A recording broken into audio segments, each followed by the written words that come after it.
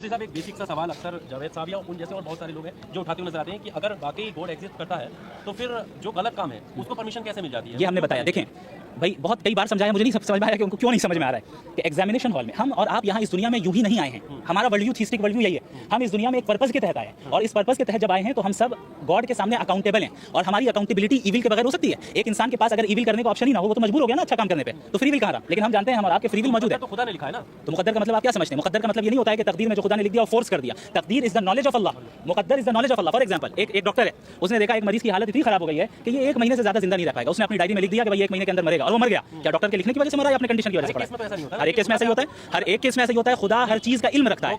Doctor में और God की फर्क है, कोई तशबीह नहीं है दोनों के दरमियान। लेकिन मिसाल आपको समझाने के लिए दे रहा हूं, आप उसको पकड़ ले रहे हैं लेकिन आगे मैं कह रहा हूं वो नहीं समझ।